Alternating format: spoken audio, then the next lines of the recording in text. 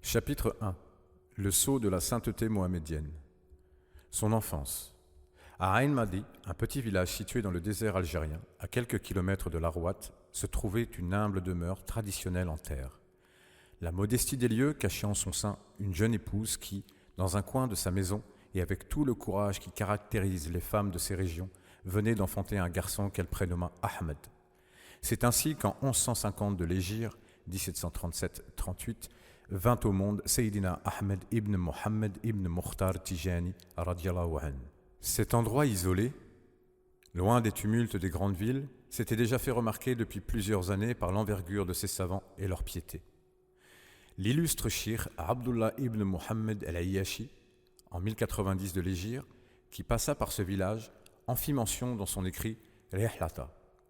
Il rencontra également Sidi Ahmed, l'arrière-grand-père de Sayyidina, radiallahu anhu, dont il hérita du prénom, et il le décrivit par les termes élogieux de grand savant. Le père de Sayyidina, radiallahu anhu, Sidi Mohammed ibn Mukhtar, était un savant scrupuleux, aimé et respecté. Enraciné dans la sunna, c'était un évocateur et un enseignant dans les domaines de l'exégèse et du hadith. Il appelait et exhortait les gens au bien en les incitant à l'application de la sunna et en combattant toute innovation sans craindre pour Allah Azzawajal le tort de quiconque. Il lui arrivait de recevoir la visite d'entités spirituelles, Rouhani, qui lui proposaient de répondre à ses besoins. Il refusait leurs propositions et les rejetait en leur disant « Laissez-moi donc avec Allah, je ne désire aucune autre attache que la sienne, je n'ai nullement besoin de vous. » Et il le laissait. Il était fermement attaché à Allah Azzawajal et possédait dans sa demeure une pièce réservée à l'évocation d'Allah Ta'ala. Il était lui-même issu d'une branche comptant de nombreux savants et saints accomplis. Nous pouvons à titre d'exemple citer le trisaïeul de Sayyidina, radiallahu anhu, Sidi Mohammed, qui fut le premier à se rendre et à s'installer à Ain Madi, où il se maria avec une femme de la tribu des Banu Toujin. Il fut lui aussi un grand savant et possédait dans sa demeure une pièce lui servant de lieu de retraite spirituelle dans laquelle personne d'autre que lui n'avait le droit d'entrer. Il avait pour habitude de se voiler le visage lorsqu'il sortait de sa demeure afin de se rendre à la mosquée et rester ainsi voilé jusqu'à son retour au sein de sa cellule d'isolement. Lorsque Sayyidina, radiallahu anhu, fut interrogé au sujet de la raison pour laquelle son aïeul se voilait le visage devant les gens, il répondit « Il se peut que cela soit du fait qu'il ait atteint un certain degré dans la sainteté. Ce degré avait en effet pour conséquence que tous ceux qui le regardaient ne pouvaient plus s'empêcher de le contempler un seul instant au risque d'en mourir. Or, il comptait parmi les détenteurs de cette particularité qu'il acquit durant 23 années, caractéristique de ceux qui eurent atteint 72 des sciences mohamédiennes. C'est donc pour l'ensemble de ces raisons que volontairement il se voilait le visage. Sayyidina Ahmed Tijani, radiallahu anhu, fut mis au monde par la pieuse et pure dame Aïcha, fille de Sidi Mohammed Senoussi Tijani Madawi. Par ailleurs, c'est du côté de sa parenté maternelle que Sayyidina radiallahu anhu tire l'origine de son nom. Elle était une femme pieuse et dévouée aux qualités rares et précieuses. Elle consacrait la majeure partie de ses jours et de ses nuits à évoquer Allah Azzawajal, ainsi qu'à prier sur le prophète sallallahu alayhi wa sallam. Elle était une mère attentionnée, débordante d'amour et de miséricorde. Elle eut également plusieurs autres enfants, filles et garçons, qui mourirent en bas âge. Elle accueillit ces épreuves avec résignation et foi en la récompense divine. Ainsi, parmi ses enfants, seuls survécurent une fille nommée Ruqaya, puis Sayyidina radiallahu anhu, et enfin un garçon du nom de Mohammed, qui reçut le surnom de Ibn Omar, car celui-ci était versé dans le domaine de la science et du Coran. Sayyidina Ahmed Tijani radiallahu anhu était d'ascendance chérifienne, c'est-à-dire que sa généalogie remontait jusqu'au bien-aimé prophète sallallahu alayhi wa sallam, par Sayyidina Ali et Fatima radiallahu anhu, via leur fils Hassan radiallahu anhu. Cependant, il ne se fia pas au oui-dire ni à ce qui était mentionné dans son certificat généalogique, jusqu'à ce qu'il eut lui-même l'occasion d'interroger le bien-aimé prophète sallallahu alayhi wa sallam à l'état de veille. En effet, il a dit, radiallahu anhu, « J'ai interrogé le maître de l'existence au sujet de mon ascendance. Étais-je un shérif ou pas? Et concernant la tribu de la ville où je suis né, et qui se réclamait d'ascendance chérifienne. Quelle en était la réalité? Il m'a répondu, sallallahu alayhi wa sallam, certainement tu es mon fils, certainement tu es mon fils, certainement tu es mon fils.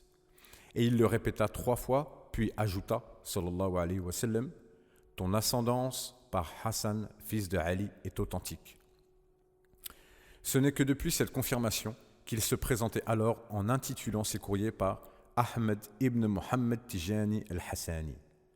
Quant aux habitants de son village, Sayyidina radiallahu anhu dit, le prophète sallallahu alayhi wa sallam s'est tu à leur sujet et il ne m'a nullement confirmé l'authenticité de leur appartenance généalogique. En effet, Sayyidina radiallahu anhu n'était pas de leur origine car son ancêtre ne s'installa que fortuitement auprès d'eux.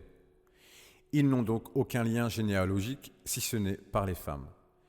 Il fut, par voie de conséquence, apparenté à eux en raison de l'installation de son ascendant dans leur village. Son aïeul, Sidi Salim, est originaire de la tribu des Habda aux environs de Safi, sur le littoral atlantique des côtes marocaines. Ainsi, c'est dans cet environnement de foi, de science et de sainteté que naquit Sayyidina Ahmed Tijani radiallahu anhu. Il grandit certes au sein d'une humble demeure, mais elle fut le creuset d'une famille très attachée au Coran et à la Sunna. L'éducation du saint enfant fut confiée à l'illustre et prestigieux Mohammed ibn Hammou Tijani, 1162, sous la conduite duquel il mémorisa le texte coranique en entier, et ce, à l'âge de 7 ans. Il était un homme pieux et enseignait aux enfants. Lui-même fit son apprentissage auprès de son shir Sidi Issa Bouhakaz el-Madawi Tijani, qui était un homme pieux, connu pour sa sainteté et qui enseignait également aux enfants.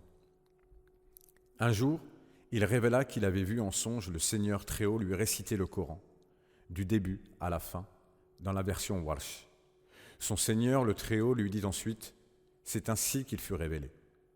Sayyidina Ahmed Tijani radiallahu anhu a appris le droit musulman, fiqh, selon l'école de l'imam Malik radiallahu anhu. Il étudia les différents traités de jurisprudence tels que le Mukhtasar de Khalil, la Risala d'Abu Zaïd al-Qayrawani, le Muqaddima d'Ibn Rushd et l'Akhdari auprès du connaissant d'Allah, le savant Sidi Mabrouk ibn Bouafia Madawi Tijani.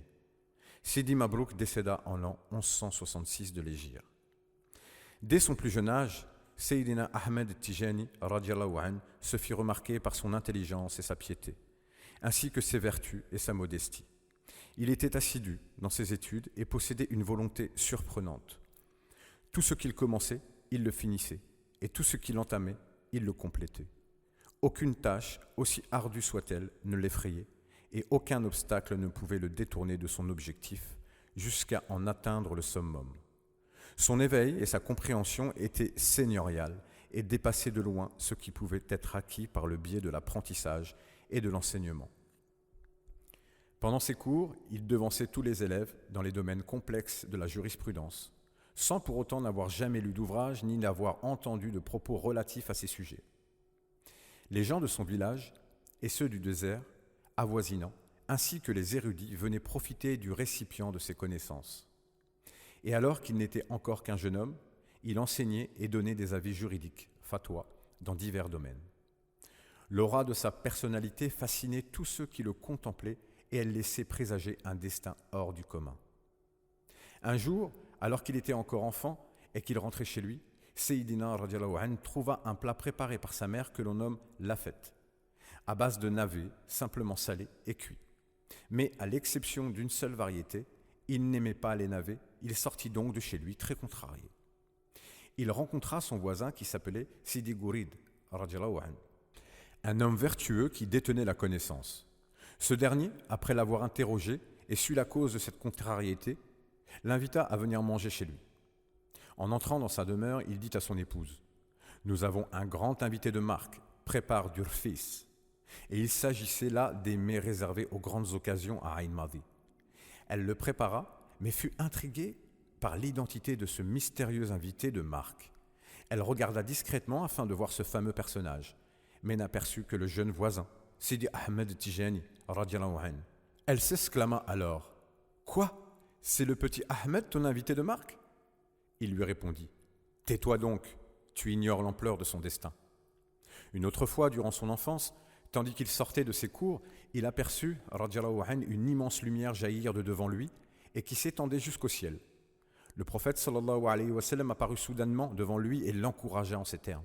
« Continue, car tu es dans la vérité. » Il fut si terrifié qu'il partit se réfugier au sein de la demeure de sa tante maternelle qui se trouvait être juste à côté. Elle le couvrit et le réconforta tout en lui préparant du pain. Elle s'appelait Jurhum. Sayyidina radiyallahu anhu l'aimait intensément et la considérait comme une mère.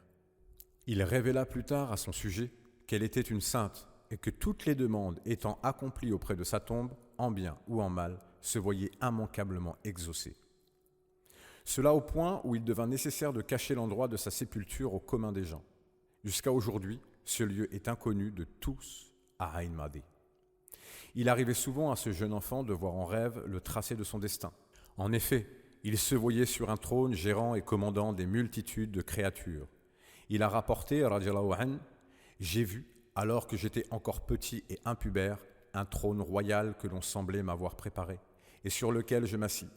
J'avais une immense armée que je commandais pour répondre aux besoins, comme le fait un roi. » Au cours d'un autre songe, il vit le bien-aimé prophète sallallahu alayhi wa sallam à Ain Madi, qui chevauchait un cheval, et Sayyidina radiyallahu anhu le suivait de très près. Il désirait lui adresser des demandes, mais il préféra attendre que le bien-aimé prophète sallallahu alayhi wa sallam descende de sa monture afin d'être plus à l'aise. Lorsque le bien-aimé prophète sallallahu alayhi wa sallam descendit, il se dirigea vers un champ et entra en prière. Sayyidina radiyallahu anhu voulut le rejoindre afin de prier avec lui. Mais il ne le rejoignit que lors du deuxième cycle de la prière, Rak'a. Il comprit à travers ce rêve qu'il n'atteindrait sa quête que dans la deuxième partie de sa vie, qui était représentée par la deuxième Rak'a. Il a rapporté également au sujet d'un autre rêve, radiyallahu anhu, « Je me suis vu ayant l'apparence d'un roi alors que les gens me prêtaient serment d'allégeance. J'avais auprès de moi une foule innombrable. Ils m'ont préparé un trône de califat sur un toit élevé, ainsi qu'une tenue royale.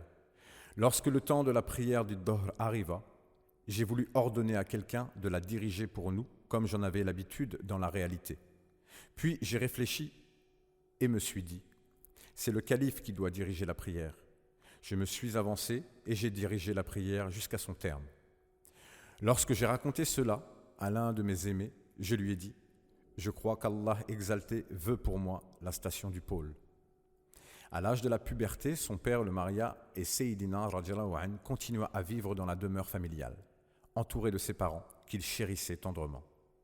Toutefois, un événement tragique allait lier le destin de Cheikh Ahmed Tijani radiyallahu anhu avec celui du saint prophète sallallahu alayhi wa sallam.